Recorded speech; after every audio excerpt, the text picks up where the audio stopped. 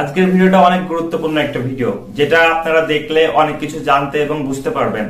একটা ফোন কিনতে গেলে কোন কোন বিষয়ের উপর গুরুত্ব দিতে হয়, তো সেই হিসাবে আমি আজকে যে বেসিক ধারণাটা দিব, তো অবশ্যই আপনাদের এই বেসিক ধারণাটা অনেক কাজে লাগবে।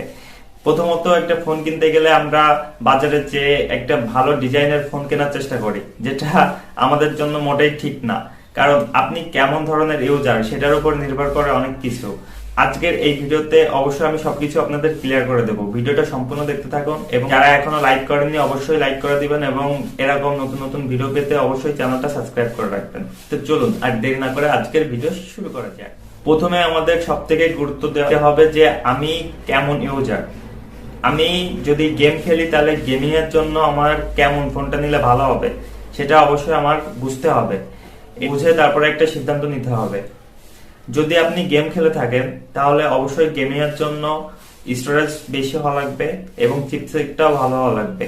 আপনার চিপসেট অথবা প্রসেসর যদি ভালো না হয় তাহলে আপনি ওই ফোনটাতে যথেষ্ট পরিমাণে ভালো পারফরমেন্স পাবেন না। তো প্রথমত একটা ফোন কিনতে গেলে দেখবেন হলো প্রসেসরটা, দ্বিতীয়ত আপনি দেখবেন হলো ক্যামেরাটা, তৃতীয়ত দেখবেন হলো আপনার ব্যাটারি এম্পিয়ারটা। তো এই তিনটা চারটা বিষয়ে যদি আপনি কাজ করে একটা ফোন কেনেন তাহলে অবশ্যই আপনার ফোনটা কিন্তু অনেকদিন ইউজ করতে পারবেন এবং অনেকদিন সেটা ভালো একটা পারফরমেন্স পাবেন। তো এখন চিপসেটটা গুরুত্ব দেওয়ার পরে আপনার দেখতে হবে ইউআইটা কেমন। আপনার সফটওয়্যার অপটিমাইজেশন যদি ভালো না হয় তাহলে কিন্তু আপনি সেটা থেকে ভালো পারফরমেন্স পাবেন না। যেমন অনেক ফোনে আছে যে চিপসেটটা অনেক ভালো এবং প্রসেসরটা অনেক ভালো, কিন্তু আপনার অপটিমাইজেশনের অনেক ইস্যু থাকতে পারে এবং ইউআই এ অনেক বাগ থাকতে পারে, যেটা অনেক কোম্পানির ফোনে আছে, যেটা আমি কোম্পানির নাম বলবো না, কিন্তু অনেক ফোনে আছে। অনেক কোম্পানির ফোনে আছে যে র্যাম রম অনেক বেশি থাকে, প্রথমের দিকে অনেক ভালো সার্ভিস পাওয়া যায় কিন্তু কিছুদিন পরে সেই সার্ভিসটা ভালো পায় না। দেখা যাচ্ছে সাধারণত আপনার চার্জ ব্যাকআপ কম থাকতেছে, অথবা চার্জ হইতে অনেক বেশি সময় লাগতেছে, অথবা একটা অ্যাপস ইনস্টল করলে সেটাতে ঠিকভাবে কাজ করা যাচ্ছে না। তো এরকম অনেক ধরনের প্রবলেম হইতে পারে, যেটা অনেক কোম্পানির ফোনে হয়। তো এটাতে আপনার অবশ্যই নজর রাখতে হবে যে কোন কোম্পানির ফোনে দীর্ঘদিন আপনার আপডেট আসে, মানে অনেক দিন পর্যন্ত আপডেট দেয়। তো সেরকম একটা কোম্পানির ফোন আপনার সিলেক্ট করতে হবে, সেটাতে আপনি অনেকদিন ভালোভাবে ফোনটা ইউজ করতে পারবেন। আমার কাছে যদি কেউ প্রশ্ন করে কেমন ফোন নিলে ভালো হবে, তা আমি অবশ্যই তাকে আগে বলি যে ফোন দিয়ে কি কাজ করবেন, মানে আপনার কাজটা কি। তো আপনি যদি সাধারণ ফেসবুক অথবা মেসেঞ্জার ইউজ করতে চান অথবা টুকটাক ভিডিও দেখেন, তো সেই অনুযায়ী আপনার যে কোনো ডিজাইনের ফোন অথবা যে কোনো একটা ফোন হলেই হচ্ছে, তো এটাতে আপনার কোনো সমস্যা হবে না।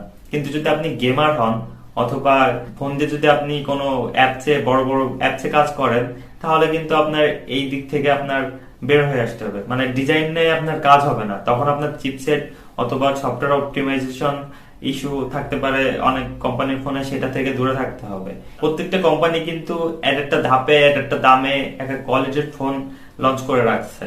তো আপনারা শুধু দেখবেন, জানবেন, বুঝবেন, তারপরে একটা ফোন নেবেন। কিন্তু প্রত্যেকটা দামের মধ্যে প্রত্যেকটা কোম্পানির প্রফিট রেখে তারপরে কিন্তু মার্কেটে একটা ফোন লঞ্চ করে।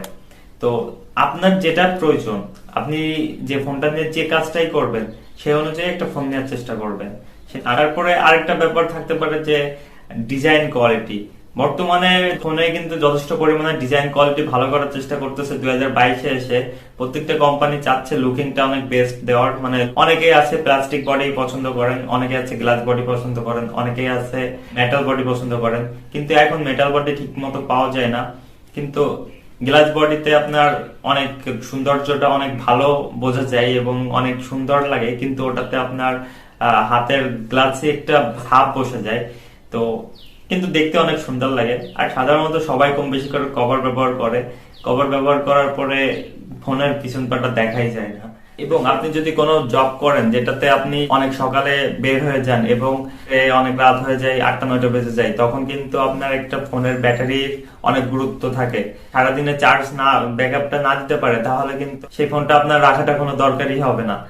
তো সেই অনুযায়ী আপনাদের অবশ্যই সেখানে ব্যাটারিতে গুরুত্ব দিতে হবে। এরকম কিছু কিছু বেসিক ধারণা নিয়ে অবশ্যই একটা ফোন কেনা উচিত।